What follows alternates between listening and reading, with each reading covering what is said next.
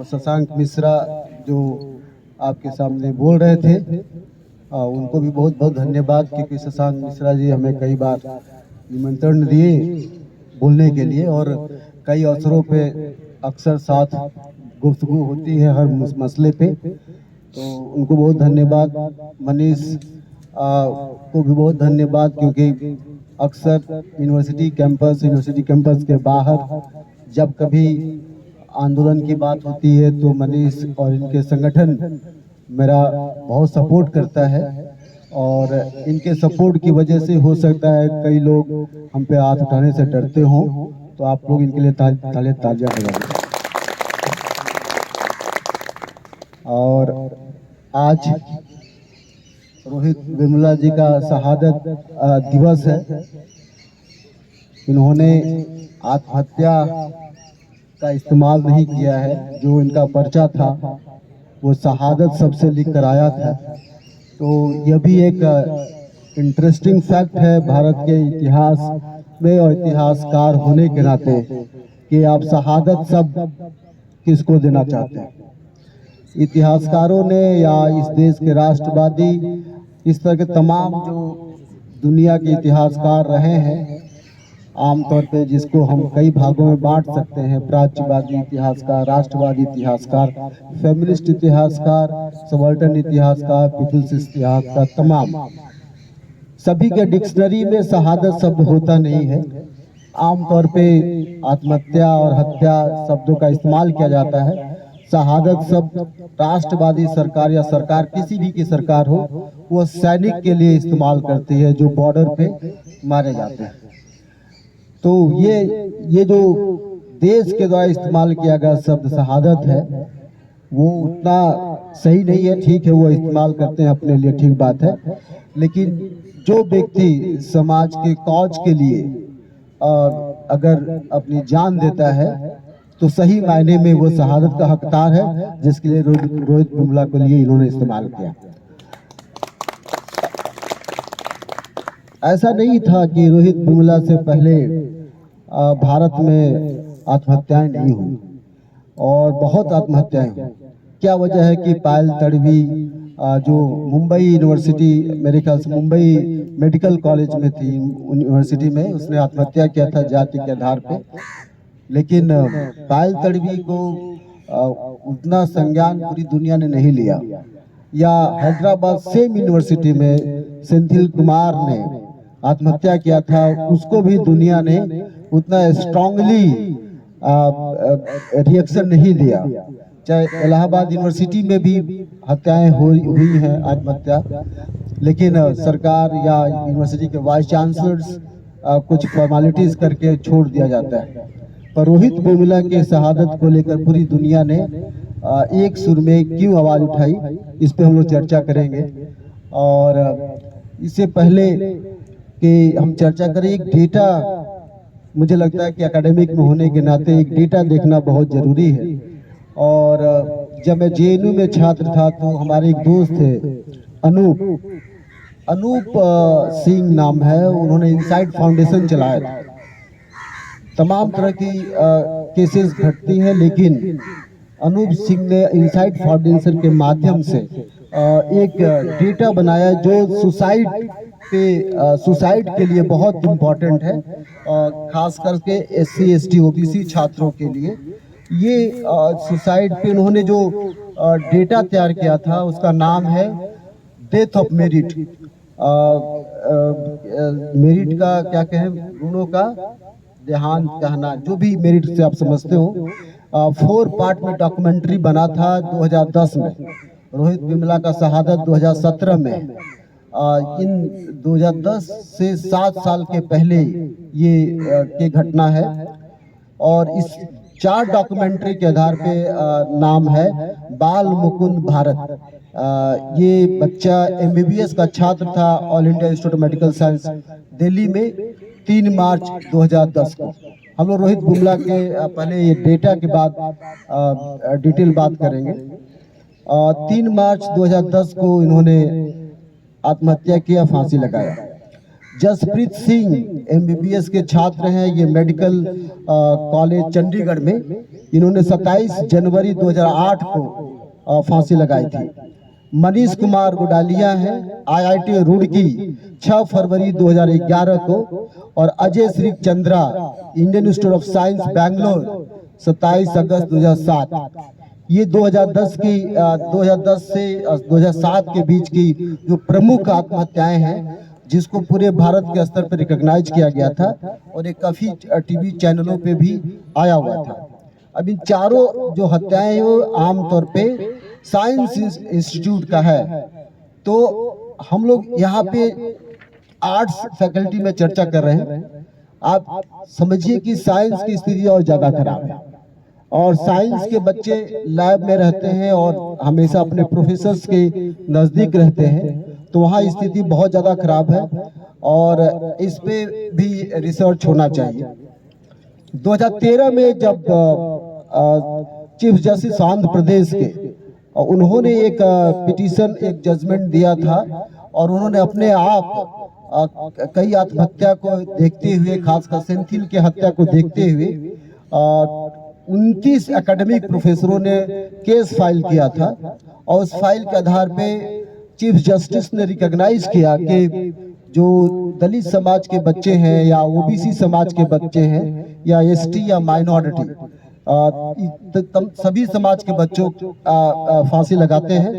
इन्होंने आइडेंटिफाइड किया कि क्या क्या वजह से इस क्लास के बच्चे फांसी लगाते हैं।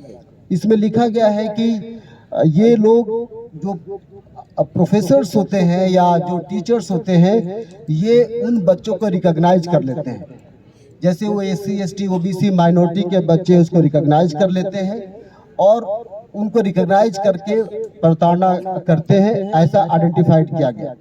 दूसरा रीजन बताया कि बच्चे फेल होने से डरते हैं, और जब फेल होने से डरते हैं इसीलिए बच्चे अपने साथ कई तरह के डिस्क्रिमिनेशन को सोसाइटी के सामने नहीं रखते। आप लोग सब बच्चे हैं, सबके सामने ये समस्या आती होगी, लेकिन बहुत से बच्चे इस बात को सबके सामने रिकॉग्नाइज नहीं करते, ना कहना चाहते।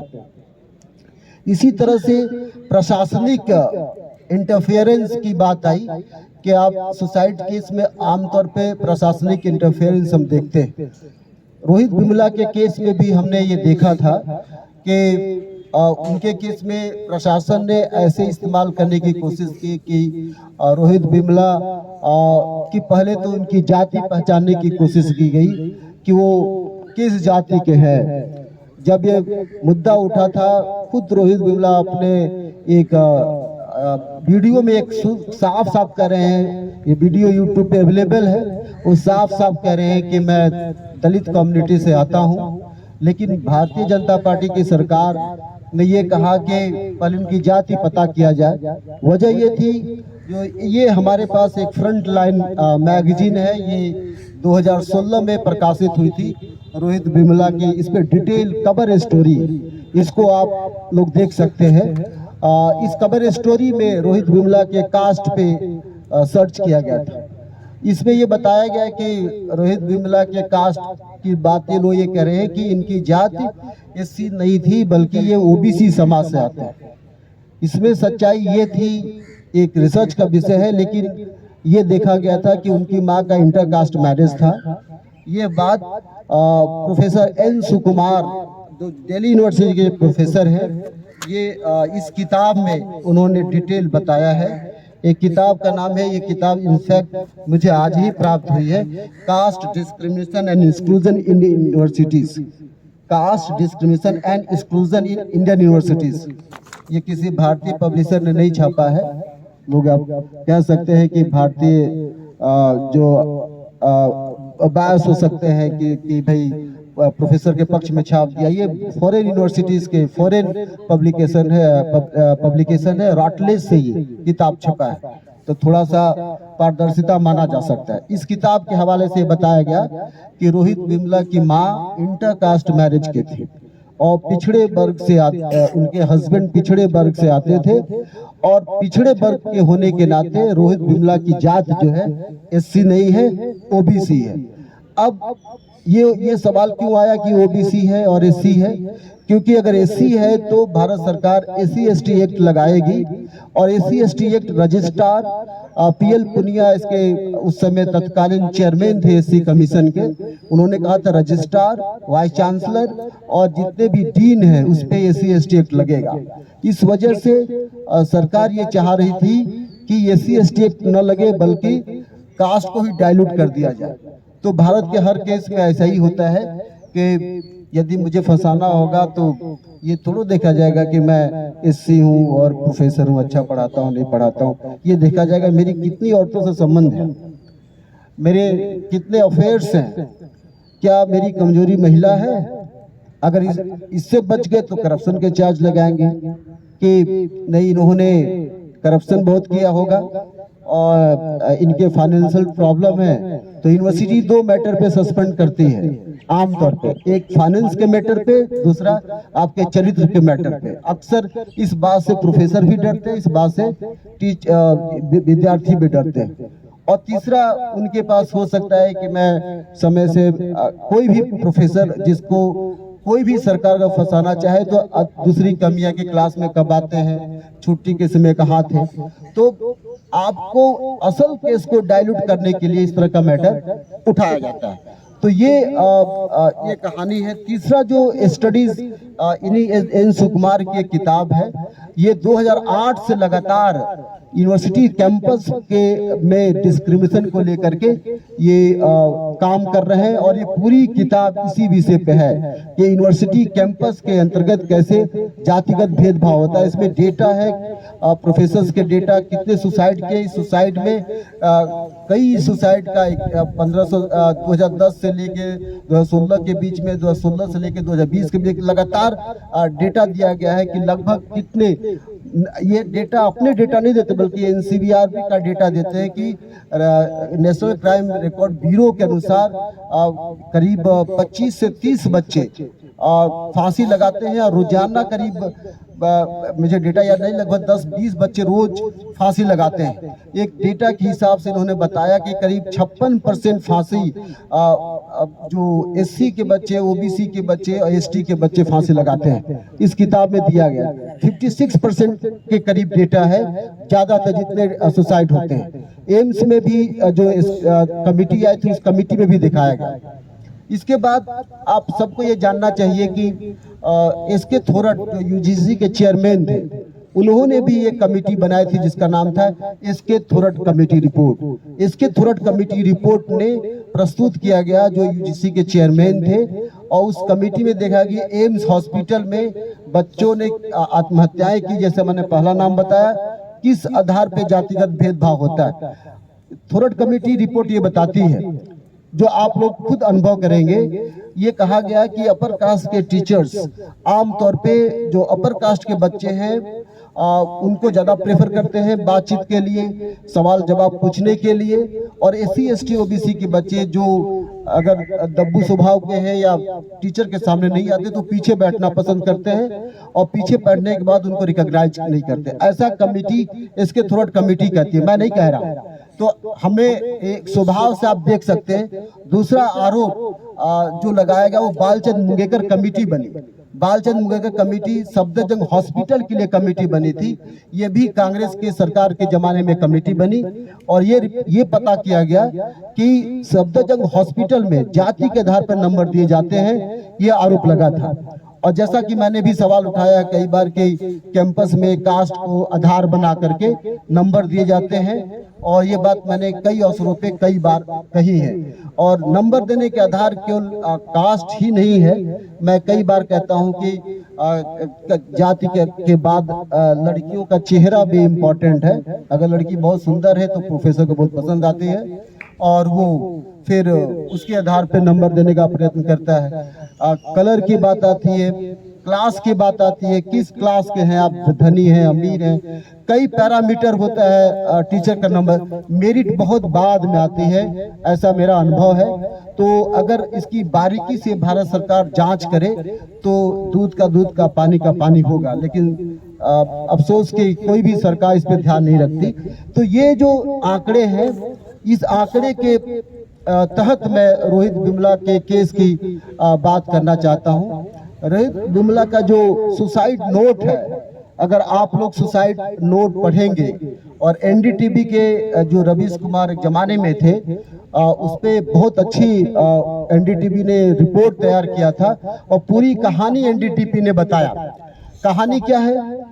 कहानी ये है कि एनडीटीवी के अनुसार, या इंडियन एक्सप्रेस में भी है, टाइम्स ऑफ इंडिया ने इसको बहुत हाईलाइट किया था, टाइम्स ऑफ इंडिया और इंडियन एक्सप्रेस और इन जो चैनल्स हैं, उसके अनुसार याकूब मेनन की फांसी हुई थी। सबको पता है याकूब मेनन की फांसी हुई थी और इस फांसी का विरोध अंबेडकर स्टूडेंट एसोसिएशन जो हैदराबाद का, उसने विरोध किया था।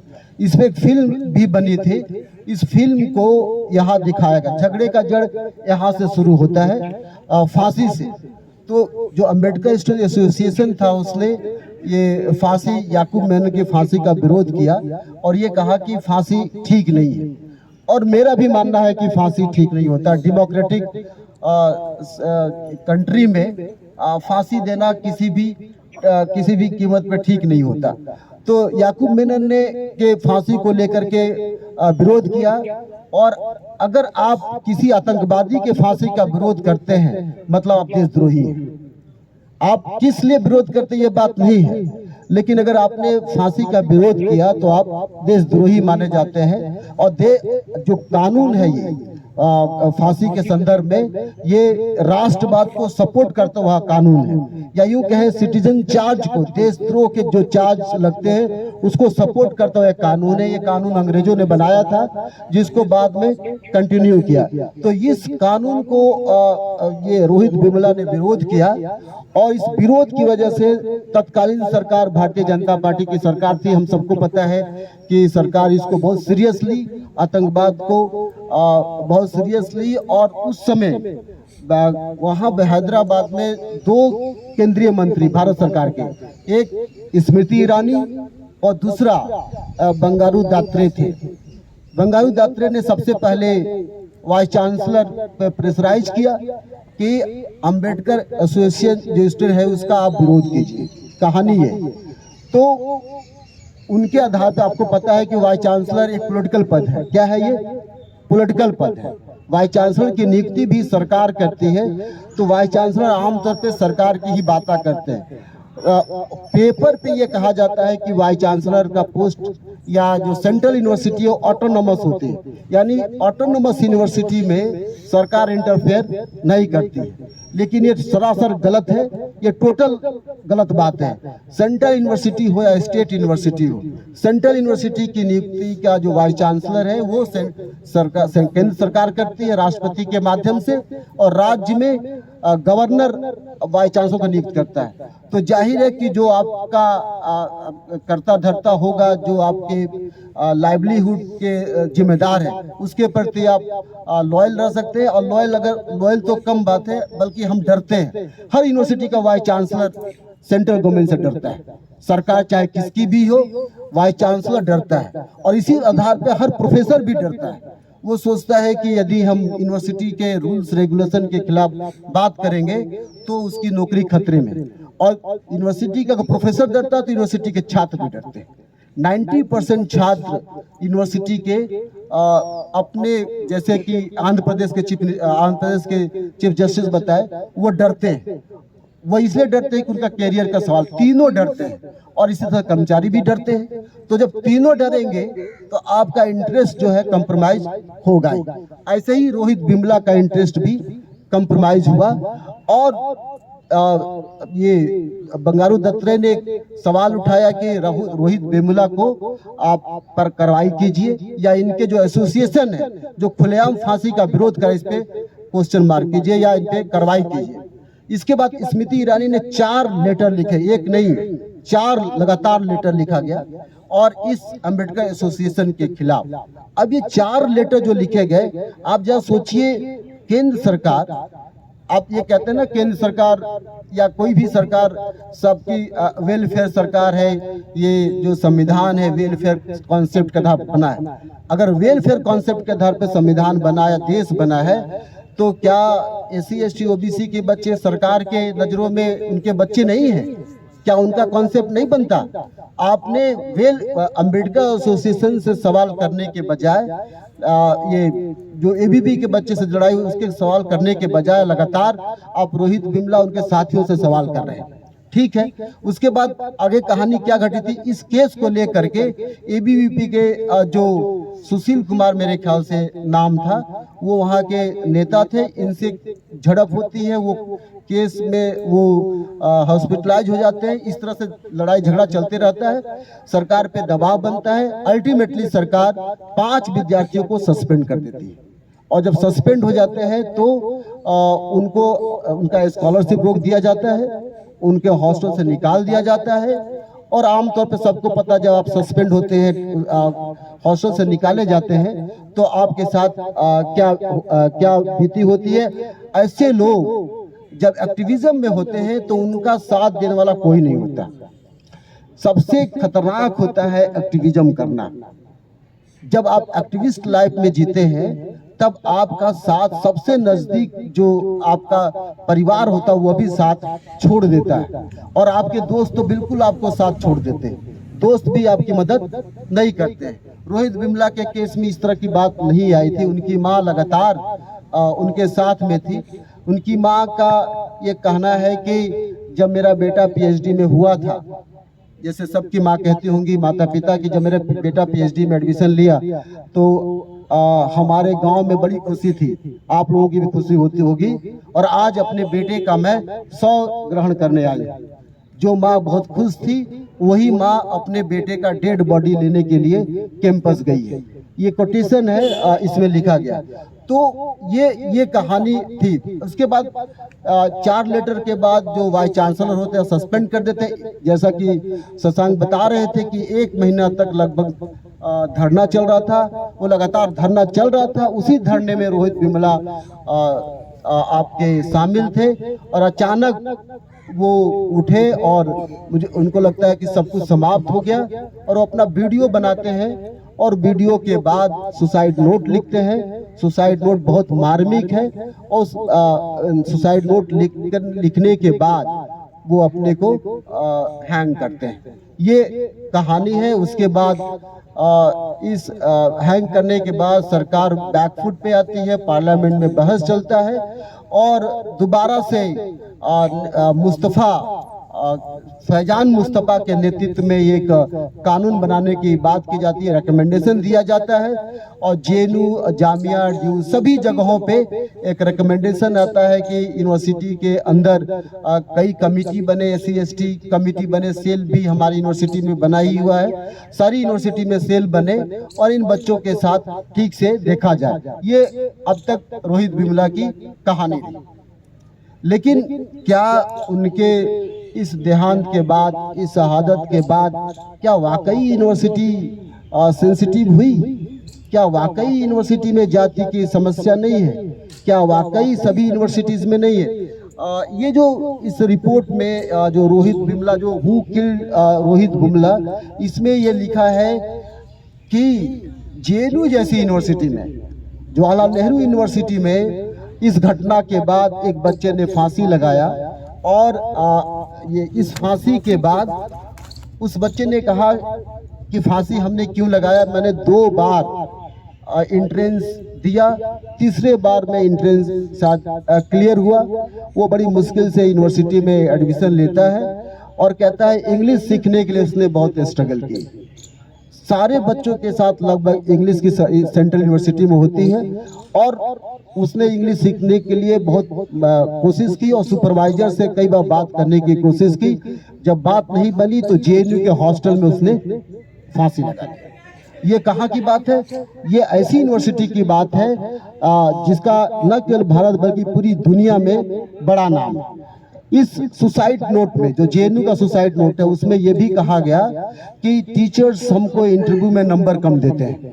आमतौर पे हमको देखने को मिलता है, अभी हाल ही में जब ओबीसी रिजर्वेशन की बात आ रही थी तो लक्ष्मण यादव जो दिल्ली यूनिवर्सिटी के प्रोफेसर हैं, उन्होंने एक वायरल किया था एक नंबर जिसमें जेएनयू के बहुत से बच्चों को रिटन में बहुत अच्छा नंबर होता है लेकिन इंटरव्यू में नंबर कम हुआ था, और इस नंबर कम हो जाने से क्या होता है कि आपका एंट्रेंस हो नहीं पाता, तो बड़ी मुश्किल से होता है। और हमारे पास यूपीएससी भी इसका सबसे एग्जाम्पल है कि शुभम कुमार जो रिटेन में बहुत अच्छा नंबर प्राप्त करते हैं, इंटरव्यू में कम नंबर मिलता है। ये सबके सामने है। कई बार मेरे ख्याल से इसके दूसरे जो बच्चे हैं, जो एससी ओबीसी के बच्चे टॉप के थे, उनका भी रिटर्न अच्छा था, इसमें कम था। तो कहने के तात्पर्य है कि ये जो कैंपसेस हैं, चाहे वो जेएनयू हो, चाहे डीयू हो, चाहे जामिया हो, चाहे इलाहाबाद यूनिवर्सिटी क्यों ना हो, चाहे पूर्वांचल की तमाम यूनिवर्सिटी क्यों ना हो, जाति के आधार पर नंबर दिए जाते हैं, जात के आधार पर पहचान होती है, जात के आधार पर बच्चों की पहचान नहीं होती, जात के आधार पर टीचर की भी पहचान होती है। बच्चे टीचर को जाति किससे जानने की कोशिश बहुत ज्यादा करते हैं। ऐसा 60-70% रेशियो में देखता हूँ। हो सकता है 40% बच्चे ना जाने, 60-70% बच्चे कास्ट के आधार पे पहचानते हैं, खासकर इस एरिया में, और उसी के आधार पे वो प्रेजुडिस लेकर बात भी करते हैं। तो आज जरूरत क्या है? आज जरूरत यह है, इन सारे कमेटी के बाद, इस सारे घटनाओं के बाद, और किसी बच्चे को सुसाइड नोट में यह ना लिखना पड़े कि मेरा जन्म जो है एक फैटल एक्सीडेंट है। मतलब क्या कहे कि मेरा जन्म एक बहुत अफसोसनाक, किसी कोई आने वाले समय कोई ये बच्चा ना कहे कि मैं इस कम्युनिटी में जन्म ले लिया तो मेरा जन्म बड़ा अफसोसजनक है। और ये जो कहना ठीक नहीं है। एक बात और, मुझे लगता है कि केवल यही बात नहीं थी, केवल फांसी की बात नहीं थी रोहित विमला के साथ। सबसे बड़ी बात ये थी कि रोहित विमला जो था वो अंबेडकर एसोसिएशन के साथ साथ उसके दिलों में अंबेडकराइट और मार्क्सिस्ट ये दोनों आइडियाज थे, और वो दोनों आइडियाज को लेकर के कैंपस में जो दुर्गा पूजा का एक प्रोग्राम होना था, तो उसने दुर्गा पूजा का विरोध किया, और दुर्गा पूजा का विरोध करने की वजह से मुझे ऐसा लगता है कि वह एक अपने आप को डिक्लेयर किया था कि मैं नास्तिक हूँ। तो ये जब आप नास्तिक घोषित करते हैं अपने आप को, तो आप ये मत सोचिए कि आप सिंपल एक व्यक्ति है जो नास्तिक होना कहलाते हैं, बल्कि आप जब नास्तिक कहते हैं तो हजारों लंबों करोड़ों वर्षों का ये जो शासन काल है ना, उसको आप ध्वस्त करने की बात करते हैं। क्योंकि नास्तिक होना बहुत आसान बात नहीं है। जब आप नास्तिक बात करते हैं, जो ट्रेडिशनल आइडियाज है, जितने भी ट्रेडिशनल आइडियाज हैं, परंपरागत, सारे परंपरागत आइडियाज को आप ध्वस्त करने की बात करते हैं। तो रोहित विमला ने दुर्गा पूजा का विरोध करके जितने भी तमाम तरह के ट्रेडिशनल आइडियाज थे उसको ध्वस्त किया था। ये बहुत, इस चीज को लोग बहुत तेजी से, बहुत हल्के में डाइजेस्ट नहीं करते। तीसरा कारण क्या था रोहित विमला का? मुझे लगता है कि दिक्कत होने का, रोहित विमला का जो ये संगठन था अंबेडकर स्टूडेंट एसोसिएशन, जैसे मैंने आपको जैसे ही कहा कि मैं अंबेडकर का मानने वाला हूं, तो अंबेडकर के मानने जैसे मैं कहता हूं, एक मेरी इमेज गढ़ी जाती है। कैसी इमेज होती है? एक ऐसी इमेज होती है कि व्यक्ति दलित समाज का होगा। अगर व्यक्ति दलित समाज का होगा तो मेरिटोरियस नहीं होगा, और दलित मेरिटोरियस नहीं होगा तो एक छवि बनती है कि ये गरीब होगा, इसके पास तमाम तरह की दिक्कतें हो सकते हैं। एक तो ये चीज होगा, दूसरा ये होगा कि आदमी समाज के लायक नहीं। तो जैसे अंबेडकर का नाम आता है, अंबेडकर का नाम बहुजन समाज पार्टी के आने के बहुत दिनों तक एक सेग्रीगेटेड टर्म था, अलग से टर्म था। तो अंबेडकर एसोसिएशन का सदस्य होने के नाते एक अलग सी छवि बनती थी। जैसे जब मैं जेएनयू गया, मैं अपना अनुभव बताता हूँ कि वहाँ पे यूडीएसएफ बना, यूनाइटेड दलित स्टूडेंट फोरम, इस किताब में डिटेल हुआ है। तो जब मैं फोरम में जुड़ने की कोशिश किया तो मैं अपने आप से भागने लगा कि अगर मुझे कोई जान जाएगा कि मैं दलित समाज का हूँ तो मुझे ठीक से पहचानेगा नहीं। ये बात जेएनयू की मैं बात बता रहा हूँ, और सब बहुत इम्पोर्टेंट फोरम है, यूडीएसएफ बहुत इम्पोर्टेंट फोरम है। तो अगर मेरे जैसा व्यक्ति जब ये कह रहा था कि मैं अगर किसी संगठन से जुड़ूंगा तो लोग ये सोचेंगे कि ये ब्रांड कर देंगे कि आप दलित समाज से हैं, अर्थात आपके साथ कुछ डिफरेंट होगा। तो ये चीज। दूसरा आप देखिए, सुसाइड नोट लिखते समय क्यों रोहित बिमला दूसरे से अलग था। बहुत लोगों ने सुसाइड किया, लेकिन सबके दर्द बराबर हैं। लेकिन रोहित बिमला ने इतने इंटरनेशनल फलक पे क्यों रिकॉग्नाइज किया गया।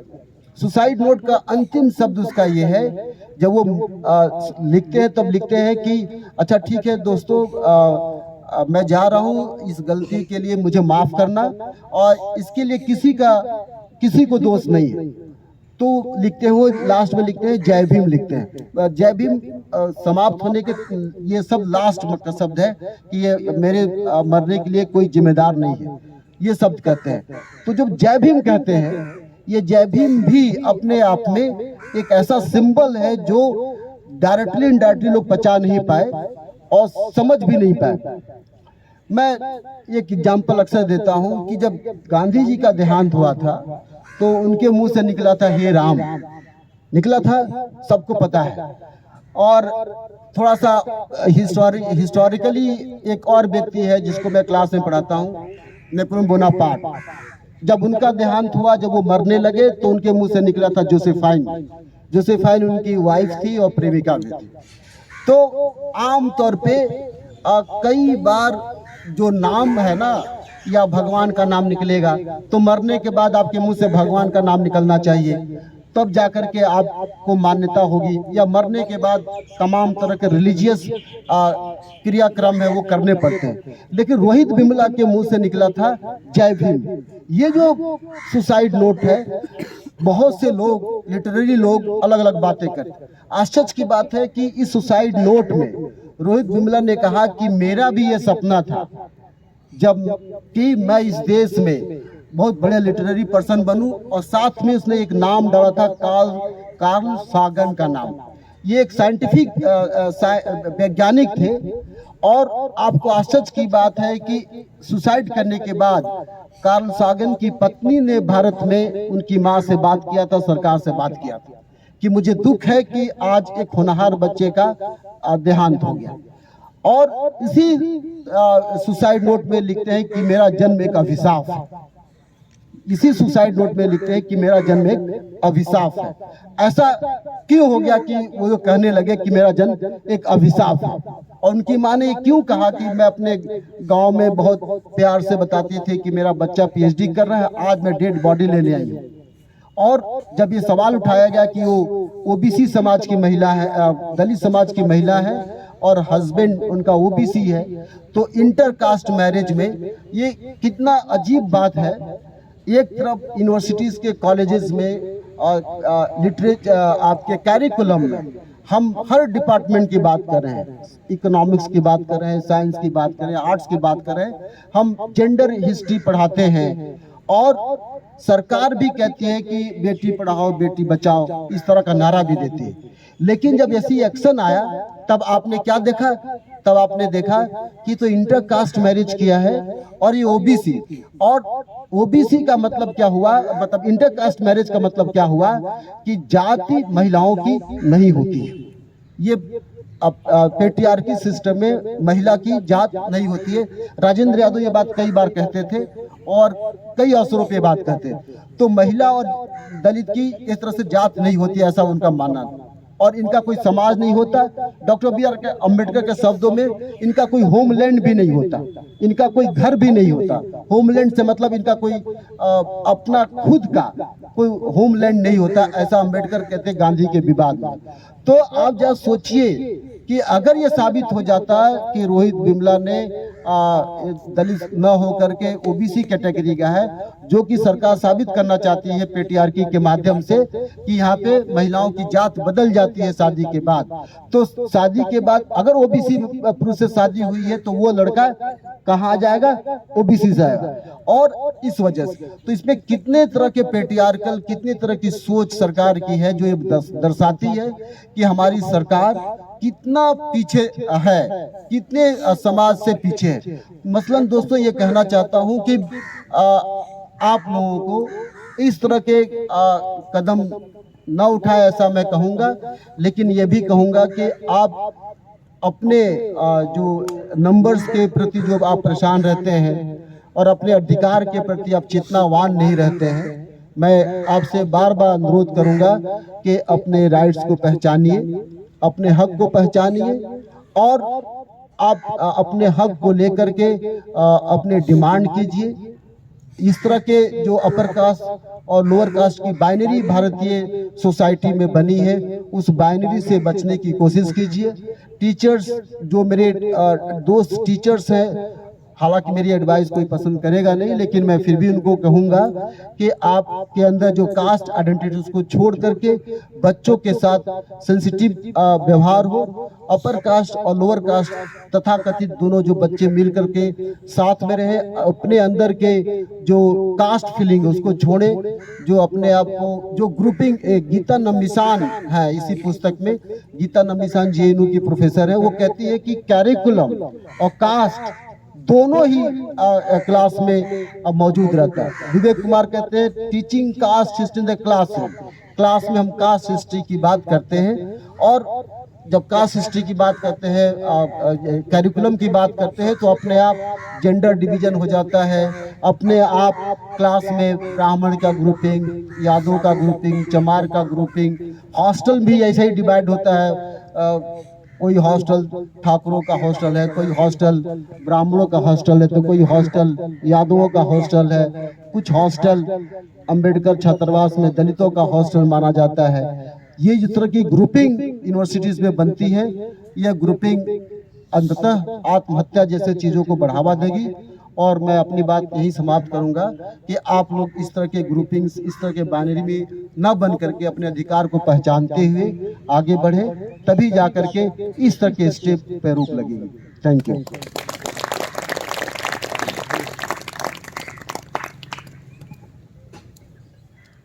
साथियों, रोहित वेमुला की इस चिट्ठी में उनकी एक लाइन है कि मेरा जन्म एक भयानक हादसा था। पंजाबी के कवि अवतार सिंह संधू पास कहते हैं कि मैं जो सिर्फ एक आदमी बनना चाहता था, न जाने क्या क्या बना दिया गया। साथियों, मैं आप लोगों से ये चाहूंगा कि बस हम लोग के पास 20 मिनट का वक्त और बचा है, तो इस 20 मिनट के वक्त में जो कुछ छात्र हमारे बीच हैं जो अपनी बात रखना चाहते हैं, वो 2 से 5 मिनट में अपनी बात रखें। सबसे पहले मैं चाहूंगा कि साथी मनीष कुमार, जो आयसा इकाई के सचिव हैं यहाँ पर, वो अपनी बात रखें। बहुत शुक्रिया साथी शशांक, और सर का भी बहुत धन्यवाद। बहुत विस्तार से विश्वविद्यालयों में खास करके पिछड़े, वंचित और दलित तबकों से आने वाले छात्र छात्राओं की क्या स्थिति है उस पर उन्होंने